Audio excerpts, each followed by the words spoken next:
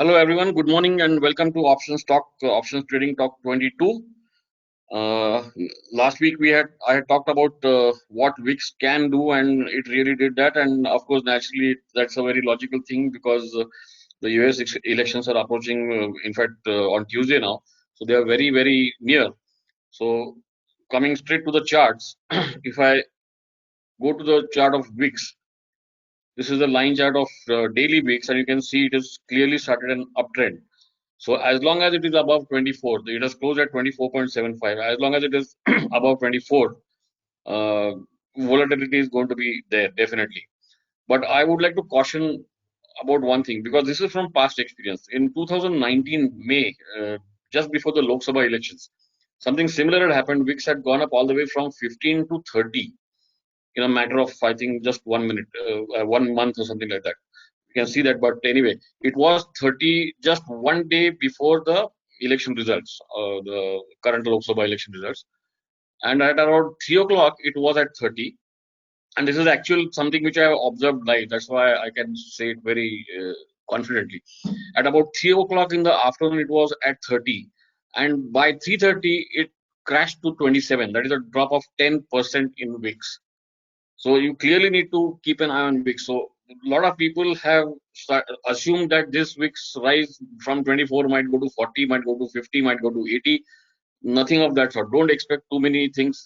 You need to keep an eye because it all depends on the event which is going to happen next week.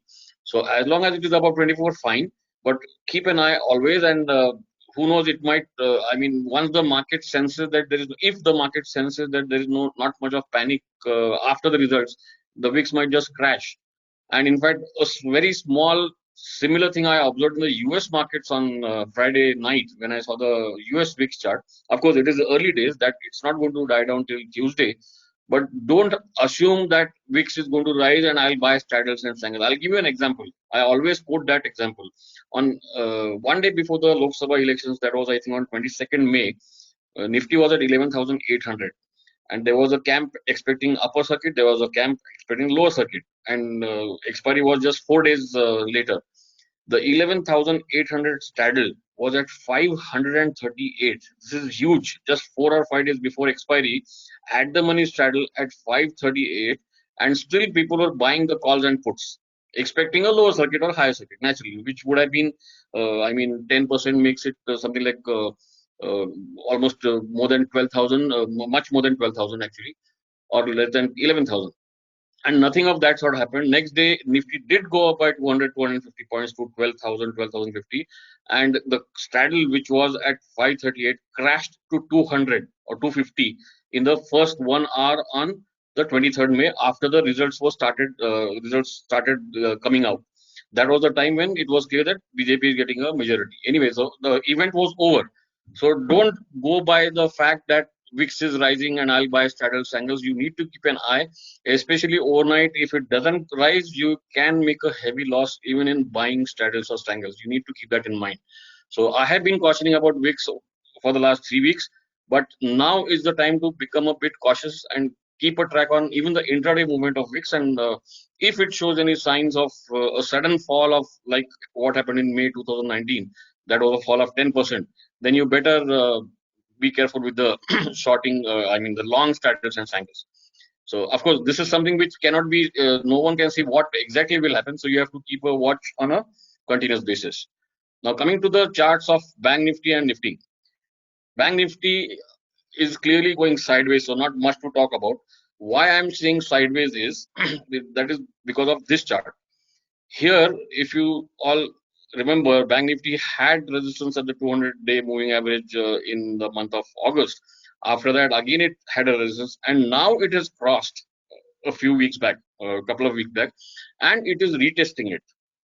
So although it looks a bit weak on an intraday chart, on a daily chart, you need to keep in mind that after two attempts of crossing the 200-day moving average over the last couple of months, it has crossed it now and retesting it. So don't become too bearish as long as these levels are held. I'm not saying it is bullish or I'm not predicting anything, but don't jump to conclusions saying that it has become weak.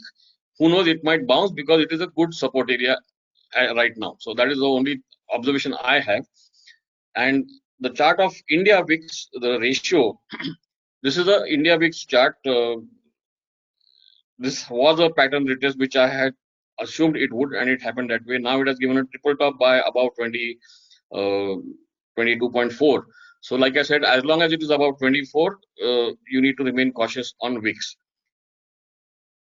Now, if you see the ratio of Nifty to VIX, naturally it is going to be the same thing because Nifty is again, in fact, coming down and VIX is going up. Coming to the chart of Nifty, this has formed a sort of a doji on Friday. So I'm not saying that it will rise, but you need to keep the levels in mind. Friday's high and lows are important. On an intraday chart, VIX, Nifty is appearing slightly weak. I'll show you the chart now here. Where is it? Okay, let me take the point and figure daily chart first. This is the 0.1% daily chart. It has given a double bottom sell below 11,000, this level, 11,750, but it is still above the moving average. That moving average is near 11,611. So as long as the closing is above 11,600, if this can be just a retracement of the previous big rise from 10,800 to 11,000, almost 12,000. So don't become like the same way what Bank Nifty is suggesting. Let's not be too bearish as long as Nifty closes above 11,600. Even below 11,600, there is the moving average which is important, and it has to give a follow through below that. So if you come to the intraday chart of Nifty, which is a 0.1%, 0.05% chart, this again shows a lot of bearish columns of O here. But if you see, the moment it goes down, it comes up again. So this is basically a sideways action, and this is a trend followers nightmare. But if you look at the rise in the month of September and October, last couple of days of September and then October, this can be just a retracement of this big rise, like I said earlier. So as long as it doesn't give a big anchor column lower and a close below 11,600, it is better to be cautiously bearish than completely bearish. Coming to two stocks for the coming week and maybe month of November also. I had already tweeted this. That was TCS 27,000 call. But TCS has been going down. In fact, right after the results, I think the second complete half of October it has gone down. So it has come to a very good level even on the daily charts, and that is also confirmed by this 2700 call, which showed good amount of buying from the lows. So there was an anchor column here. There is another anchor column on Friday. So if this continues, let me look at it on a 3% chart. If this continues, and see, this is a turtle breakout which it gave above 60. So if it does not go below 40, 45, which is a bear trap here, and continues higher, this can go towards 90, and if it above 100, it might go to 200 also. Who knows? I mean, if you remember, I always say TCS gives this kind of a trade almost every month. So this is a trade one can watch out for. Another trade which I am looking closely at. I'm not suggesting anything right now, but I'm looking at it closely. This will be a quite an interesting trade to watch. This is ITC put, 165 put. ITC on the charts is completely bearish, no doubt about it. But if you talk about a short term, like few days, maybe next week, here it has given a breakdown below the moving average. This is the 165 put. Okay, there was an anchor column, bullish anchor column on Friday, but that was again the whole market had got on. So uh, it has not got, I mean, closed above that high. So let's not take that bullish column immediately. It has, as long as this is below 6, this is 165 put, and if this goes below 4, that is a bullish sign for ITC. When I say bullish, I'm talking about a short term. I'm not talking about delivery or investment, because that is a quite a controversial topic right now. And if you look at the 165 call, this also has given a good bottoming pattern. But there is a like for a almost every stock on Friday, there was a bearish anchor column here. The high is 6.7. So now if this gives a double top buy, which is on the verge of giving, and then it crosses, let's say 7, this can rise maybe to 10 at least, or maybe even more to 13. So TCS and ITC are two stocks to watch out for next week. So that's all from my side. Any questions? Otherwise, I'll make you a presenter, Raghunath. I just want to make on the point of the weeks. Yeah. Yeah, I mean anything can happen on the election day, and No, also why I cautioned is why I yeah, caution was it's become a fashionable trade now. Everyone is asking कौन सा triangle लेने का, कौन सा straddle लेने का. So it's yeah, not going to be a easy trade. yeah, it can go up or it can get crushed. It could be any Yes. ways. And also in the US elections, this time it's expected that results might take much longer this time because of Exactly. the mail vote Mail by votes. Yeah. mail thing. Yeah. So don't expect anything on Tuesday itself is the one point I wanted to make, and it could stretch to few more days uh, after Tuesday also. So Right. that's one thing. Yeah. Okay. You can make me presenter. Yeah. I'm just that. Hello, folks. So some people have left some comments on YouTube, and they've also emailed us asking to show how to practically use the Greeks, yeah, in the trading. And I have covered all the Greeks, the main Greeks, and I talked the theory and behind all these Greeks and how to use them. But this time I'll talk about all the Greeks together, and I'll show a demonstration of what each Greek means and how to use them as part of the trading. So, okay, last week I talked about how the implied volatility of a option is calculated using Black-Scholes formula. The same Black-Scholes formula is also used to calculate the Greeks as well.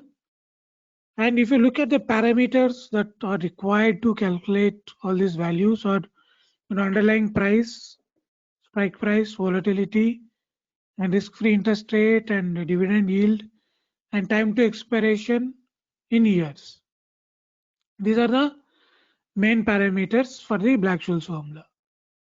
And if you look at the many of these formulas, the two things that keep coming up is called conditional probabilities, D1 and D2. And I will not go very deep how it is calculated, but again, you use the same the parameters that I've shown you before. So this is how D1 and D2, which are called conditional probabilities, are calculated. And if you look at this is the option pricing formula, and this is the formula for delta, call delta and put delta, which are have two different ways of calculating. And these are the formulas for calculating theta of a call and theta of a put. And for gamma and vega, it's the same formula for both calls and puts. And as you can see, all the parameters are same, and you see repetition of D1 and D2 in almost all the formulas. Now, what are these option Greeks like? In the I showed you the formulas, but in the terms of definition, what they are. So delta, to simplify, it is the rate of change of the option price with respect to the price of the underlying asset. Okay, so let's go through all of definitions in one go. Now, what is the definition of gamma? It is the rate of change of the option delta with respect to price of the underlying asset. Okay, this is the rate of change of delta. Now that will be the gamma. Now theta is the rate at which the value of option depreciates as the time passes. It's also called theta or time decay. And vega is the change in theoretical value of the option for uh, each 1 percentage point change in the implied volatility. So when we talk about these definitions, we are assuming that all other conditions remain constant. All other conditions in the sense that when we talk about delta, then we are assuming that gamma is not changing. We are assuming that theta is not changing, vega is not changing, and other factors like implied volatility is not changing. So it's the same for all these. So we have to assume that all other factors remain constant. But in real world, it doesn't happen that way. But in order to define that, we have to assume that. So now let's look at some demonstration of these Greeks. So now if let's go and look at one. Okay, so this is a monthly option. So we are taking a at the money call option here, and let's say we buy this option. Okay, so when we buy this option, we get 4 different Greeks. Okay, implied volatility is not a Greek. Delta, theta, gamma, vega are the Greeks. Now, ideally, when we calculate using a Black-Scholes formula, these are the values we get.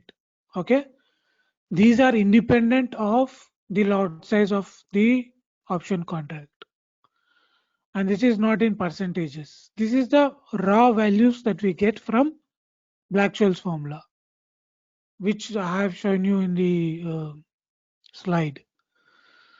So delta is the rate of change in option price with respect to underlying change, right? So here it's saying that 0.5, right? 0.50. This is the rate with which this option price will change for every 1 point change in the underlying.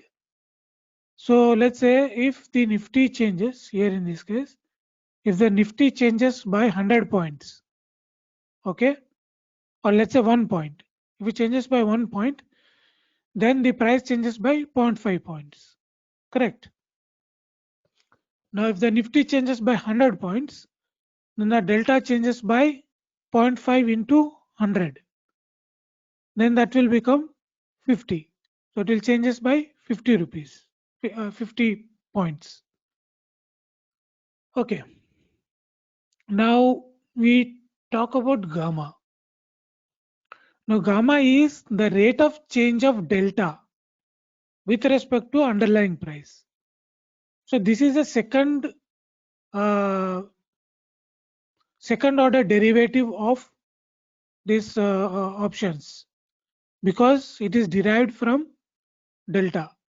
Delta is itself is a first order derivative, and since you're deriving this gamma from this, it's called a second order derivative.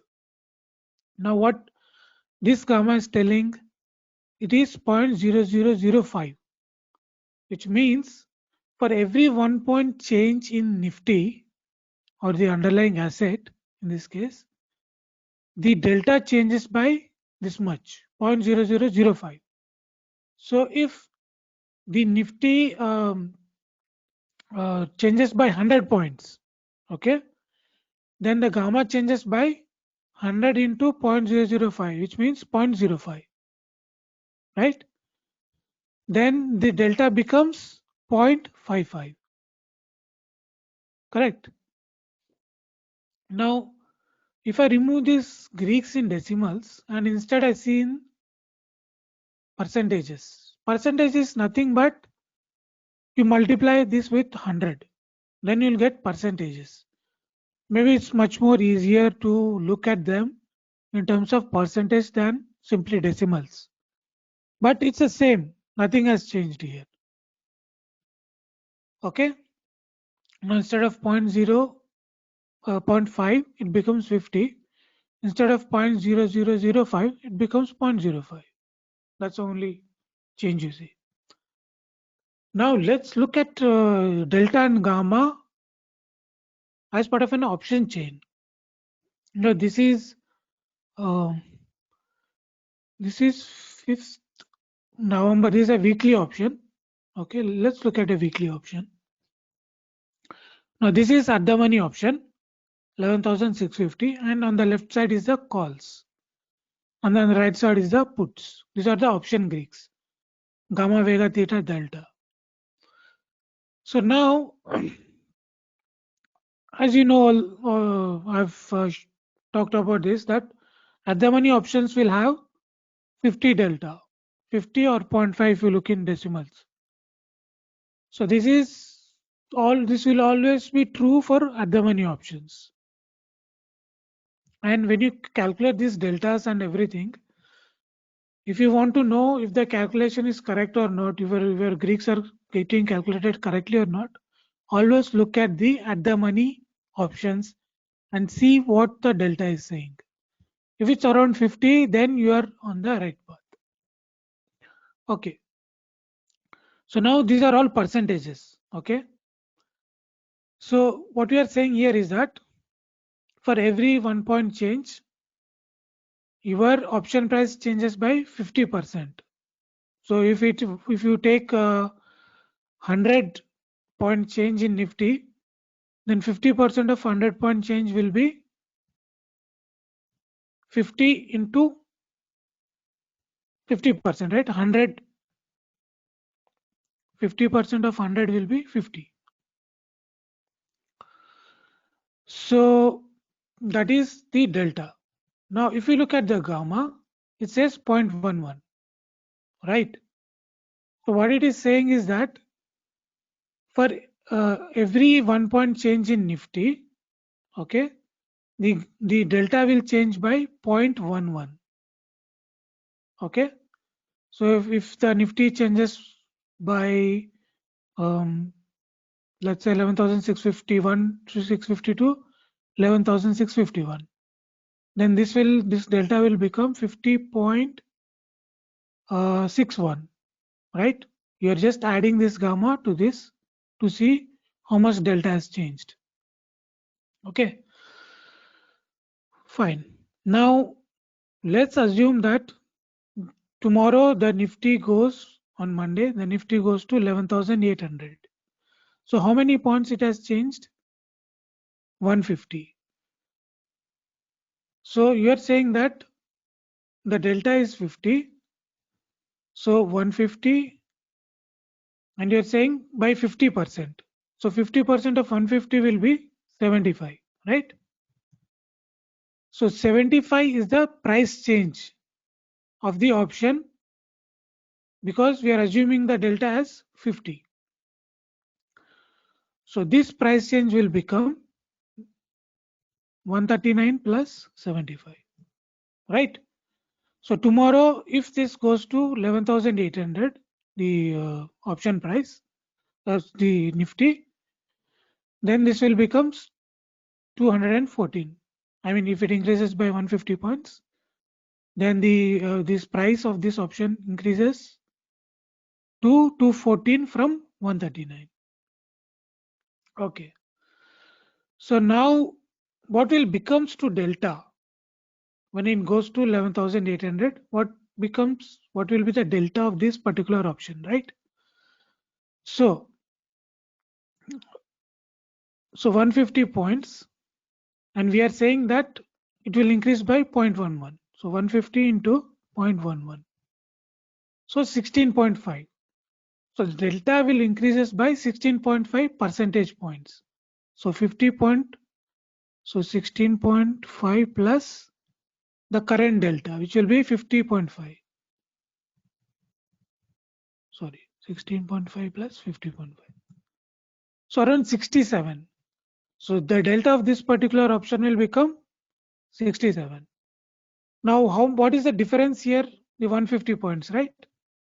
Now, if you look back at the same difference before, I mean, in the money call option, so 650 minus 150 points, this will be 11,500, right? So if you look at the delta of that particular option, it's almost the same, right? So here we are assuming that the difference is 150 points, and tomorrow we are saying that this will become 67 points. Now what I'm saying that look at the option which is 150 points in the money, and then you get almost same delta, right? So that is the relationship between the delta option price and gamma. So now the gamma of options which are very close to expiry will have high gamma. So now here the gamma is 0.11. Now on the day of expiry, this can go up to 2.24 to 0.4. At the time of expiry, it can go to almost to 0.98 as well, right? So that is why the gamma is very high for options which are close to expiry. Now if you look at this same thing for monthly option, for the same strike, the gamma is 0.05, which means your delta will not change as fast as your weekly option. If your delta is not changing as fast as you as your weekly option, then your price is also not changing as fast as your weekly option for this compared to this monthly option, right? So that is how we can explain this delta and gamma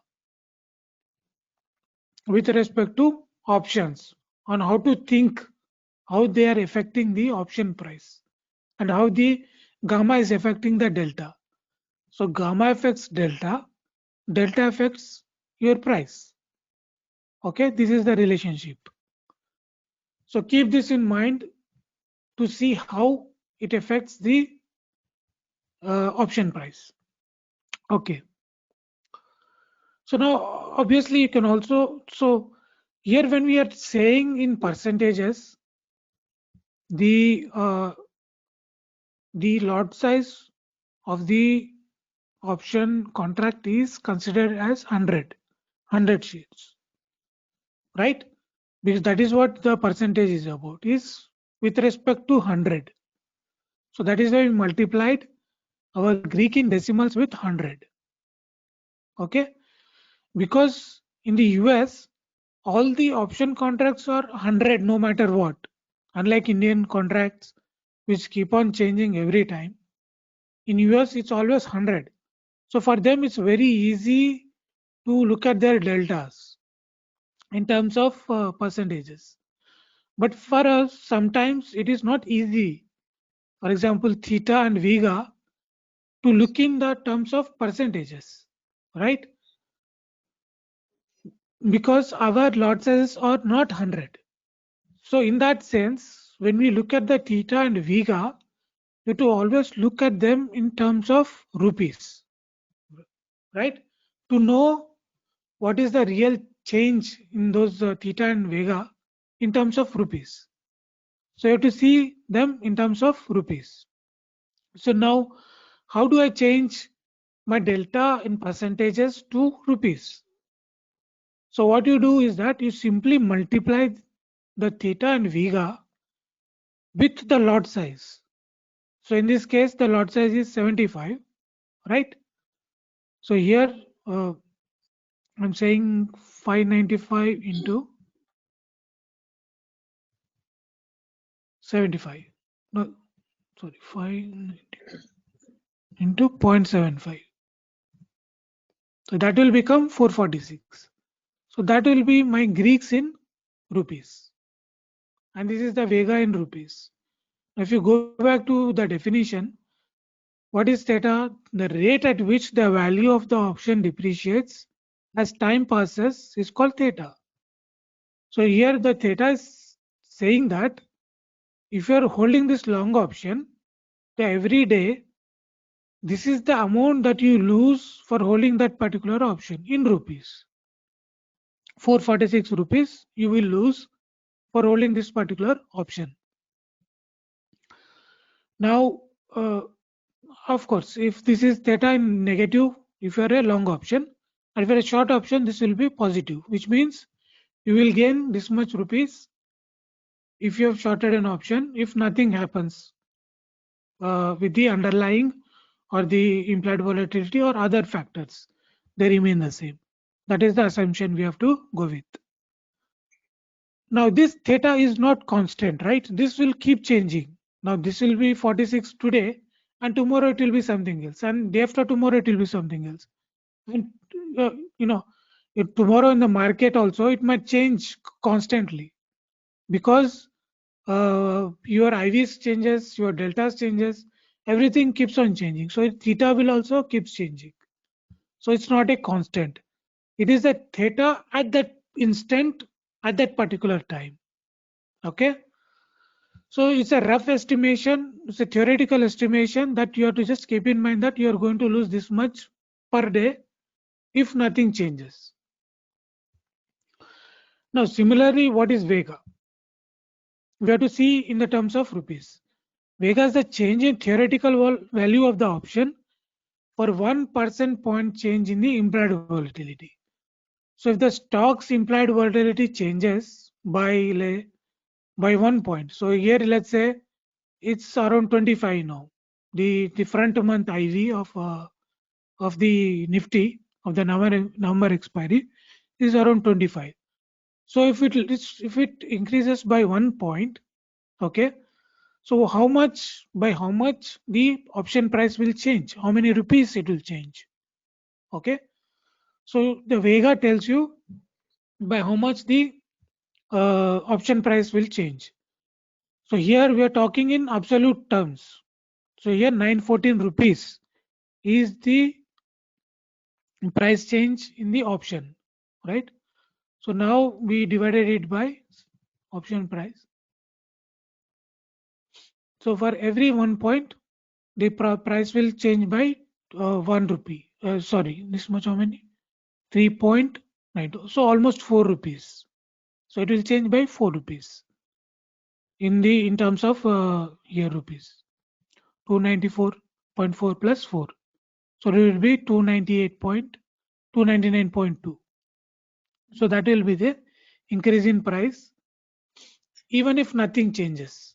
Only IV changes and everything else remains same. Your price will increase by this much. So that is how you have to look at Vega. And Vega will be positive if the option is if you're long option. For short option, the Vega will be negative. If you take the same short option, it will be negative. Okay, which means you will lose this much absolute amount if the volatility increases by 1%. So that is how you have to look at the Vega. I think this is how you have to look at, and then you have to, also then you have positional Greeks. For example, if you want to, let's say, buy some other call, 11,000, and then this will add up all of these things, and then it will give a positional Greek of that particular options of the whole position. Okay, I think I covered pretty much that. Yeah, yes, I covered almost all of the things. Yeah, what I'll do is I'll just become the presenter. I want to show something which is a one step different than what you said just now based on charts. So I'll Okay, just show my screen now. okay. Yeah, you can see the screen, right? Charts. Yeah, yeah. Yeah, why I'm talking about this is a lot of people have asked me, you show so many option charts, and how is it that you ignore Greeks completely? So this prompted me to show these charts because they are quite relevant to what you said just now. For me, Yeah, it is very simple that if, for example, this 11650 call which Raghunath talked about just now, this has given a multi-column, I mean a turtle breakout, and as long as it keeps going up, the next level to watch is here, which is 330. 330, 340. So if you follow these levels, my view is Greeks take care of themselves and this can still keep going up. Similarly, if you talk about the 11,500 call, which also he given, this also has given a turtle breakout. So now the next level is this bearish anchor column where the high is about 425, 430. So this is how I follow the levels and options charts. And my belief is they take care of the Greeks because I'm just following the levels of the prices which have been traded basically following the left hand side on the chart, and then trailing it. That is what I meant to say. Yeah, that's all. Okay. Okay, that's all from me. Okay, fine. So we'll end it here. Bye and see you next week.